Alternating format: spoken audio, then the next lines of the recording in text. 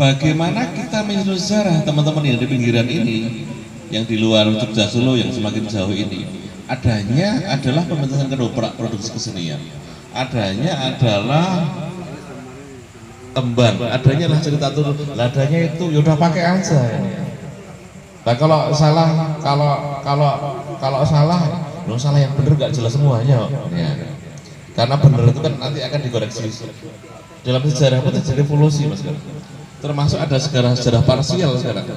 Rangkaian jejak diplomasi Bahurekso 1614-1629 menghangat dalam Ngopi Sastra edisi 27 yang dihelat di Teras Budaya Profesor Mujahirin Thohir, Kampung Sabranglor, Desa Kutoharjo, Kecamatan Kaliwungu, Kabupaten Kendal, Jawa Tengah, Kamis 18 September 2025 malam.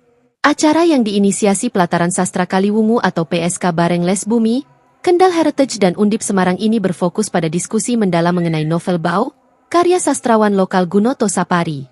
Acara yang merupakan bagian dari upaya pelestarian dan pengenalan sejarah lokal, khususnya peran Tumenggung Bahurekso atau Baurekso sebagai Bupati Kendal pertama dan Panglima Perang Mataram ini menjadi wadah pertemuan antara pegiat literasi, seniman, budayawan, dan masyarakat umum. Kegiatan diskusi novel ini menegaskan bahwa semangat kepahlawanan dan jejak sejarah dapat diterjemahkan melalui medium sastra kontemporer.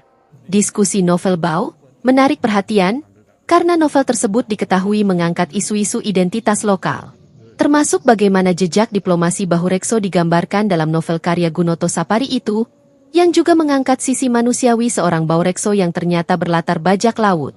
Gunoto Sapari, yang pernah berjuluk penyair flamboyan ini menyebut sisi lain Baurekso itulah yang tak banyak diketahui dalam sejarah resmi. Jadi awalnya novel ini ingin memberikan alternatif dalam penulisan novel di Indonesia. Jadi banyak novel-novel Indonesia itu menggunakan latar yang metropolis, kota-kotaan dan modern. Nah, saya ingin novel ini berlatar belakang lokal, latar belakang daerah. Karena itu warna lokal itu boleh dikatakan sangat kental dalam novel ini. Nah, saya mengambil sejarah Kabupaten Kendal di era kolonial Belanda. Itu Bupati pertama Kendal bernama Baurekso. Itu adalah Panglima Perang Kerajaan Mataram, Kerajaan Islam Mataram pada masa pemerintahan Sultan Agung.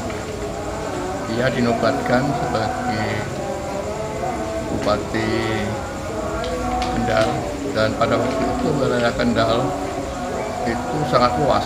Jadi daerah Pekalongan, dari daerah Pekalongan sampai Pati. Pekalongan, Batang, Kendal, Demak, Kudus, Jepara, Pati. Itu merupakan wilayah Kabupaten Kendal pada waktu itu. Dan dalam novel ini ada beberapa hal yang menunjukkan bahwa Baurekso itu sangat mencintai tanah airnya. Jadi ada beberapa konflik dan VOC pada waktu Gubernur Jenderalnya dan Citakun. Dan pada waktu itu ada beberapa hal yang menimbulkan konflik, antara lain ketika VOC mendirikan loji di Jepara.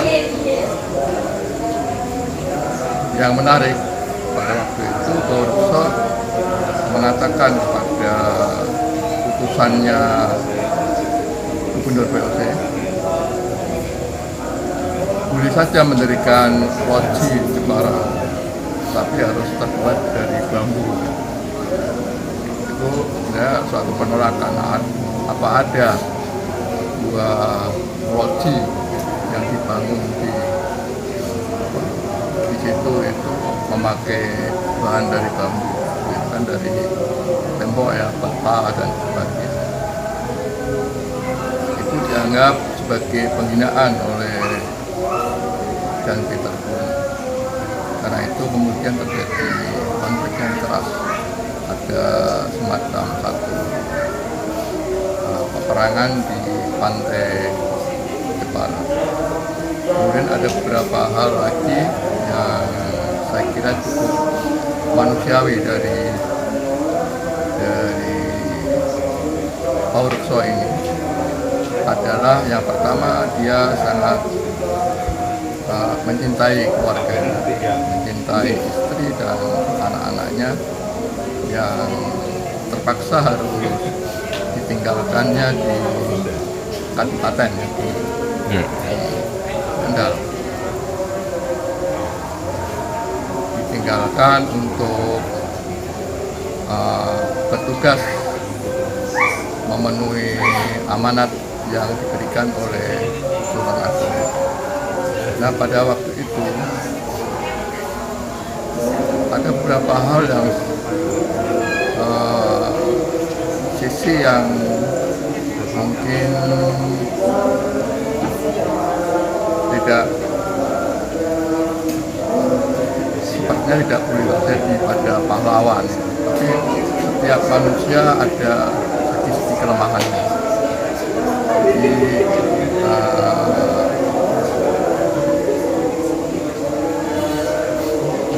Pak Wurukso memiliki hubungan percintaan misalnya dengan seorang gadis Portugis, dengan putri dari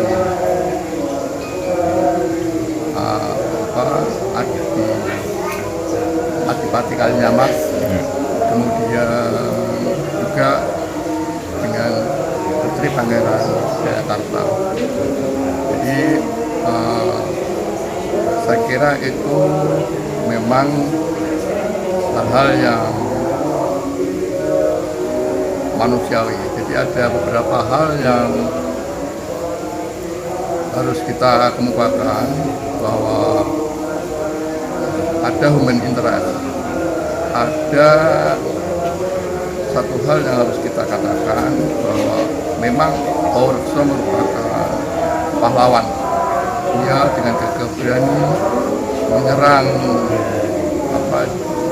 Batavia, dan penyerangan itu memang meskipun tidak sepenuhnya berhasil, tercatat dalam sejarah. Artinya Pak Wurukso meskipun tidak sepenuhnya berhasil dalam menyerang Batavia, karena ada gangguan dari Pangeran Jayakarta, dan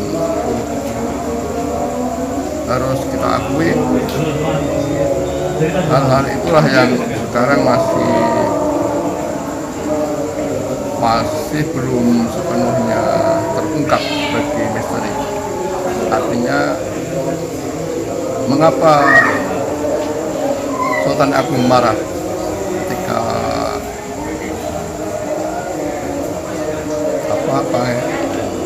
ketika Pak Wurukso ini tidak sepenuhnya berhasil menyerang Batavia. Kemudian memanggil ke Yogyakarta agar menghadap Sultan Agung. Dan itu kita tahu dalam satu pertemuan itu memang Sultan Agung marah, dan ada satu sumber yang menyebutkan bahwa Sultan Agung melakukan semacam tumpas bunuh. Jadi Pak Wurukso, istri dan anak-anaknya, seluruh keturunannya dihukum dihormati oleh Sultan Agung. Karena itu sampai sekarang kita tidak menemukan siapa anak cucunya. Ini bukan unsur pandang lain, ada sumber-sumber yang saya menjadi sumber inspirasi, jadi sumber-sumber yang menjadi sumber pengucapan estetik maupun artistik dan ide-ide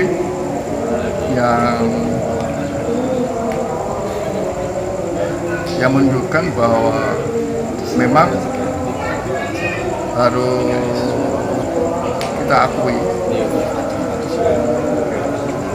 Orso adalah seorang yang gagah berani. Kemudian di sini juga saya sebutkan bahwa Orso memiliki latar belakang sebagai bajak laut, artinya bukan orang baik-baik kan. Nah, itu artinya setelah dia menjadi bupati, ada beberapa sifat yang masih ada pada bagi bajak laut, peluguannya, kemudian tidak mengindahkan segi formalitas bagi bupati dan sebagainya. Nah, ini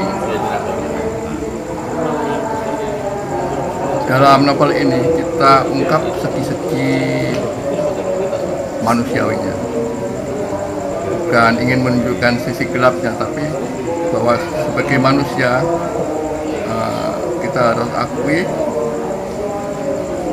tidak ada yang sempurna. Dimoderatori sastrawan muda Lukluk Atsmara Anjaina, dua narasumber, yaitu Soekarjo Waluyo, Ketua Program Studi atau Kaprodi S1 Sastra Indonesia Fakultas Ilmu Budaya Universitas Diponegoro, atau FIB Undip Semarang, dan Muslihin, Sejarawan Ketua Les Bumi PCNU Kendal, membedah bagaimana Gunoto Sapari membangun narasi yang kental dengan latar belakang Kendal dan nilai-nilai kulturalnya, sekaligus mengaitkannya dengan tema besar jejak diplomasi Bahurekso yang berupaya mengusulkan tokoh tersebut sebagai pahlawan nasional. Betapapun, kehadiran novel Bau dalam agenda ini menunjukkan komitmen para inisiator jejak diplomasi Bahurekso untuk menggunakan berbagai platform, termasuk sastra, dalam menyebarkan dan memperjuangkan pengakuan terhadap jasa-jasa Tumenggung Bahurekso. Melalui diskusi ini, diharapkan masyarakat semakin mengenal tidak hanya sejarah kepahlawanan Bahurekso, tapi juga karya sastra yang lahir dari kancah lokal Kendal.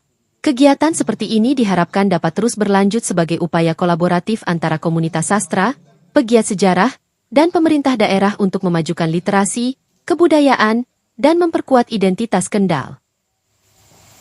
Padahal babat tadi ya Mas ya, antara fiksi dan fakta yang berkelit-kelindahan. Nah terus gimana nih, pertanyaan teman saya lagi, ini berdegraf ya. Nah sumbernya adanya babat, degraf untuk mengambil, tapi dengan verifikasi, kan gitu, verifikasi. Tetapi ya, tafsir itu boleh kalau orang Jogja ngomong Aryo Penangsang pemberontak jahat, tidak ada baiknya sama sekali, silakan. Tetapi orang sepuh ya boleh dong. Nah, mudah ya